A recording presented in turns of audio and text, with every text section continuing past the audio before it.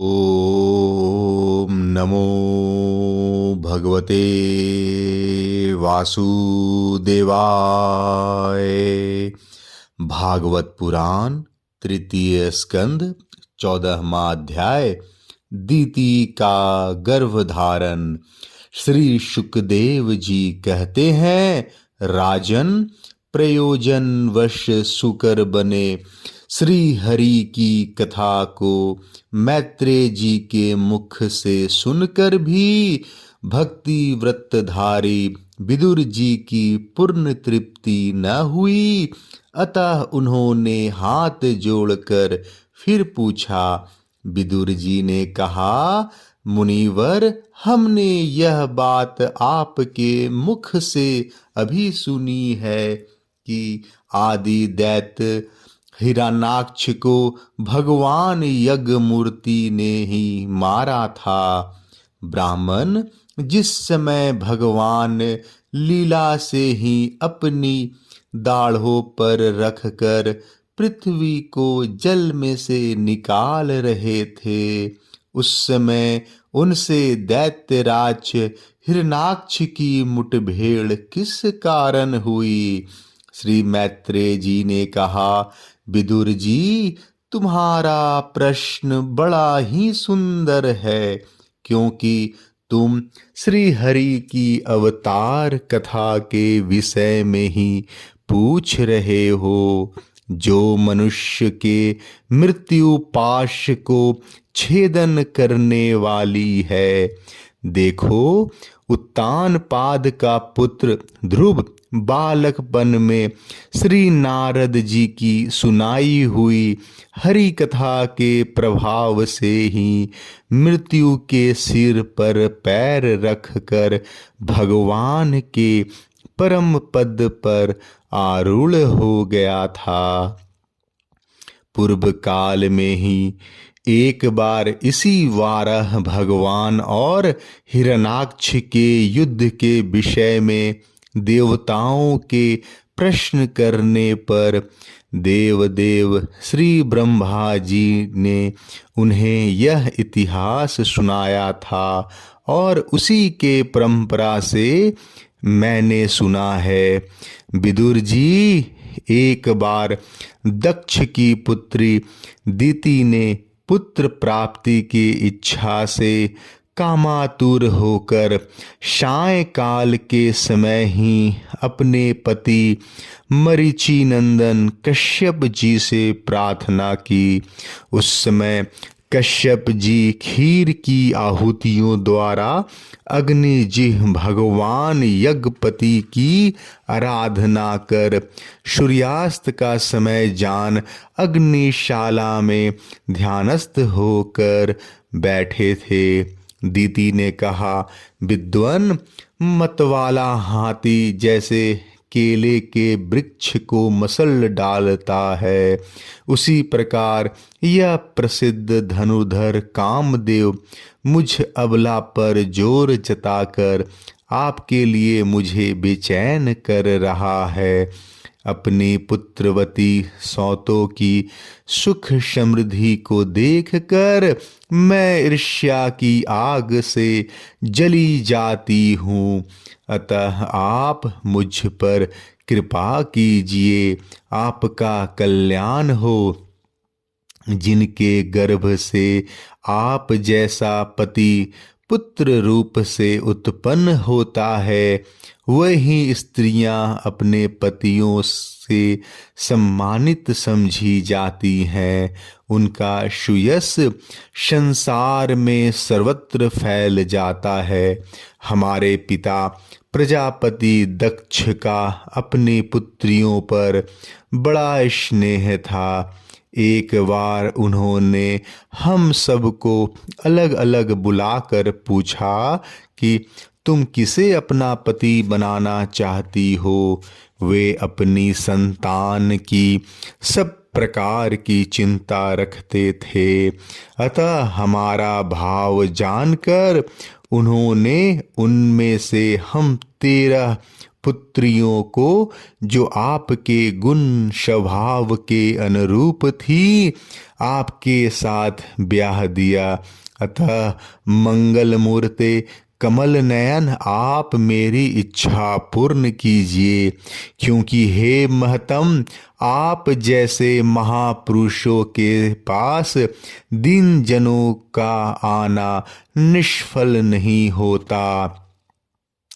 विदुर जी, दिति कामदेव के बेग से अत्यंत बेचैन और बेबस हो रही थी। उसने इसी प्रकार बहुत सी बातें बनाते हुए दीन होकर कश्यप जी से प्रार्थना की।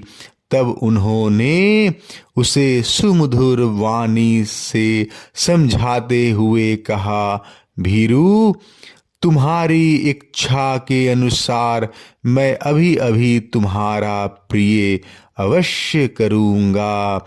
भला जिसके द्वारा अर्थ, धर्म और काम तीनों की सिद्धि होती है, अपनी ऐसी पत्नी की कामना कौन पूर्ण नहीं करेगा। जिस प्रकार जहाज पर चढ़कर मनुष्य महासागर को पार कर लेता है, उसी प्रकार गृहस्थाश्रमी दूसरे आश्रमों को आश्रय देता हुआ अपने आश्रम द्वारा स्वयं भी दुख समुद्र के पार हो जाता है। माननी स्त्री को तो त्रिविध पुरुषार्थ की कामना वाले पुरुष का आधा अंग कहा गया है। उस पर अपनी गृहस्थी का भार डालकर पुरुष निश्चिंत होकर विचरता है। इंद्रिय रूप शत्रु अन्य आश्रम वालों के लिए अत्यंत दुर्जय है, किंतु जिस प्रकार किले का स्वामी सुगमता से ही लूटने वाले शत्रुओं को अपने अधीन कर लेता है, उसी प्रकार हम अपनी विवाहिता पत्नी का आश्रय लेकर इन इंद्रिय रूप शत्रुओं को सहज में ही जीत लेते हैं। गृहेश्वरी, तुम जैसी भार्या के उपकारों का बदला तो हम अथवा और कोई भी गुनाग्राही पुरुष अपने सारी उम्र में अथवा जन्मांतर में भी पूर्ण रूप से नहीं चुका सकते। तो भी तुम्हारी इस संतान प्राप्ति की इच्छा को मैं यथाशक्ति अवश्य पूर्ण करूँगा, परंतु अभी तुम एक मुहूर्त ठहरो, जिससे लोग मेरी निंदा न करे। यह अत्यंत घोर समय राक्षस आदि घोर जीवों का है और देखने में भी बड़ा भयानक है। इसमें भगवान भूतनाथ के गण भूत प्रेतादि घुमा करते हैं। साध्वी, इस संध्या काल में भूत भावन भूतपति भगवान शंकर अपने गण भूत प्रेतादि के साथ लिए बैल पर चढ़कर विचरा करते हैं, जिनका जटाजुट शमशान भूमि से उठे हुए बवंडर के धूलि से धूसरित होकर दीप्तिमान हो रहा है, तथा जिसने स्वर्ण कांतिमय गौर शरीर में भस्म लगी हुई है, वे तुम्हारे देवर ससुर महादेव अपने सूर्य चंद्रमा और अग्नि रूप तीनों नेत्रों से सभी को देखते रहते हैं। संसार में उनका कोई अपना या पराया नहीं है, न कोई अधिक आदरणीय और न निंदनीय ही है। हम लोग तो अनेक प्रकार के व्रतों का पालन करके उनकी माया को ही ग्रहण करना चाहते हैं, जिसे उन्होंने भोग कर लात मार दी। विवेकी पुरुष अविद्या के आवरण को हटाने की इच्छा से उनके निर्मल चरित्र का गान किया करते हैं। उनमें उनसे बढ़कर तो क्या उनके समान भी कोई नहीं है, और उन तक केवल शत पुरुषों की ही पहुँच है। यह सब होने पर भी वे स्वयं पिशाचों का सा आचरण करते हैं। यह नर शरीर कुत्तों का भोजन है। जो अविवेकी पुरुष आत्मा मानकर वस्त्र आभूषण माला और चंदनादि से इसी को सजाते संवारते रहते हैं, वे अभागे ही आत्माराम भगवान शंकर के आचरण पर हंसते हैं। हम लोग तो क्या, ब्रह्मादि लोकपाल भी उन्हीं की बांधी हुई धर्म मर्यादा का पालन करते हैं। वही इस विश्व की अधिष्ठान है, तथा यह माया भी उन्हीं का आज्ञा का अनुसरण करने वाली है। ऐसे होकर भी वे प्रेतों का सा आचरण करते हैं। अहो, उन जगत व्यापक प्रभु की यह अद्भुत लीला कुछ समझ में नहीं आती। मैत्रेय जी कहते हैं, पति के इस प्रकार समझाने पर भी कामातुरादिति ने वेश्या के समान निर्लज होकर महर्षि कश्यप जी के वस्त्र पकड़ लिया। तब कश्यप जी ने उस निंदित कर्म में अपनी भार्या का बहुत आग्रह देख दैव को नमस्कार किया और एकांत में उसके साथ समागम किया। फिर जल में स्नान कर प्राण और वाणी का संयम करके विशुद्ध ज्योतिमय सनातन ब्रह्म का ध्यान करते हुए उसी का जप करने लगे। विदुर जी, दीति को भी उस निंदित कर्म के कारण बड़ी लज्जा आई और वह ब्रह्मर्षि के पास जा सिर नीचा करके इस प्रकार कहने लगी। दीति बोली, ब्राह्मण भगवान रुद्र भूतों के स्वामी हैं। मैंने उनका अपराध किया है, किंतु वे भूत श्रेष्ठ मेरे इस गर्व को नष्ट न करें। मैं भक्त वांछ कल्पतरु उग्र एवं रुद्र रूप महादेव को नमस्कार करती हूँ। वे सत्य पुरुषों के लिए कल्याणकारी एवं दंड देने के भाव से रहित है, किंतु दुष्टों के लिए क्रोध मूर्ति दंड पानी है।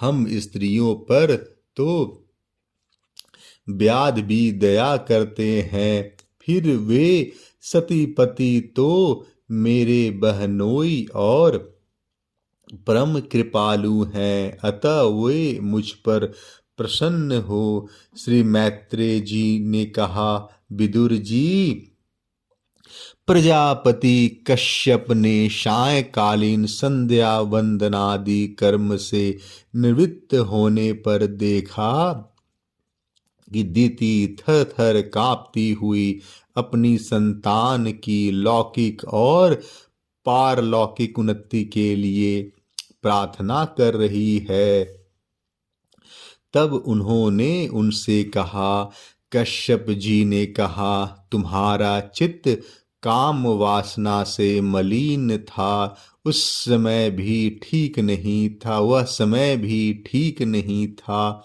और तुमने मेरी बात भी नहीं मानी तथा देवताओं की भी अवहेलना की।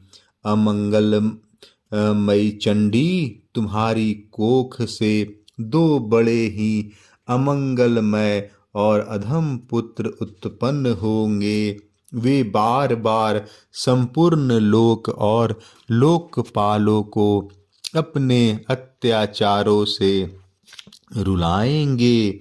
जब उनके हाथ से बहुत से निरपराध और दीन प्राणी मारे जाने लगेंगे, स्त्रियों पर अत्याचार होने लगेंगे और महात्माओं को क्षुब्ध किया जाने लगेगा, उस समय संपूर्ण लोकों की रक्षा करने वाले श्री जगदीश्वर कुपित होकर अवतार लेंगे और इंद्र जैसे पर्वतों का दमन करता है उसी प्रकार उनका वध करेंगे।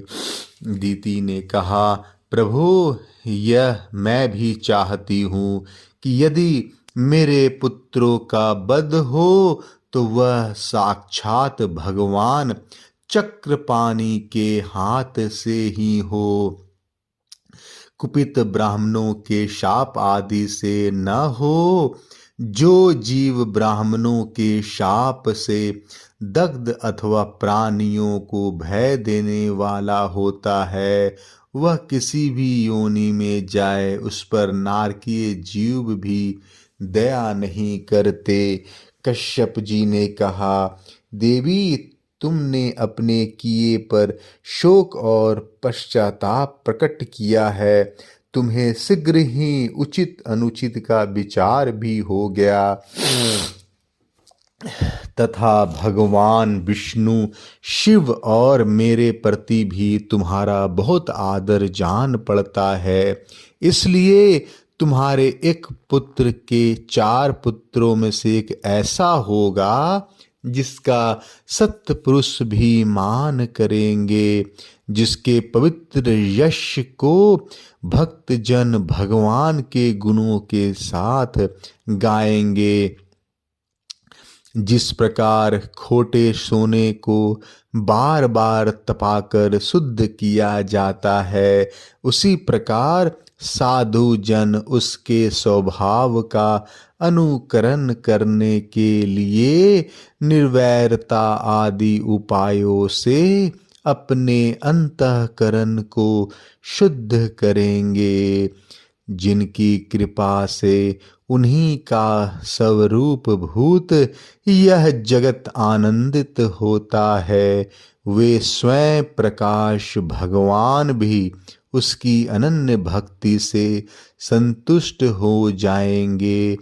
दीति, वह बालक बड़ा ही भगवत भक्त, उदार हृदय, प्रभावशाली और महान पुरुषों का भी पूज्य होगा तथा प्रौढ़ भक्ति भाव से विशुद्ध और भावान्वित हुए अंतःकरण में श्री भगवान को स्थापित करके देहाभिमान को त्याग देगा।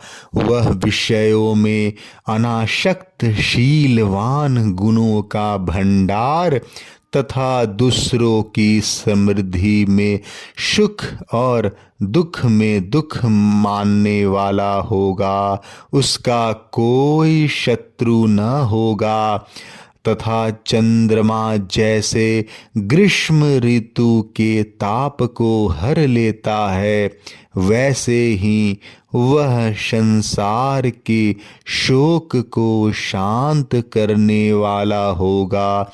जो इस संसार के बाहर भीतर सब ओर विराजमान है, अपने भक्तों के इच्छा अनुसार समय समय पर मंगल विग्रह प्रकट करते हैं और लक्ष्मी रूप लावण्य मूर्ति ललना की भी शोभा बढ़ाने वाले हैं तथा जिनका मुखमंडल झिलमिलाते हुए कुंडलों से सुशोभित है, उन परम पवित्र कमल नयन श्री हरि का तुम्हारे पौत्र को प्रत्यक्ष दर्शन होगा। श्री मैत्रेय जी कहते हैं, विदुर जी, दिति ने जब सुना कि मेरे पौत्र भगवान का भक्त होगा तब उसे बड़ा आनंद हुआ तथा यह जानकर कि मेरे पुत्र साक्षात श्री हरि के हाथ से मारे जाएंगे, उसे और भी अधिक उत्साह हुआ। जय श्री कृष्ण। 14वां अध्याय समाप्त।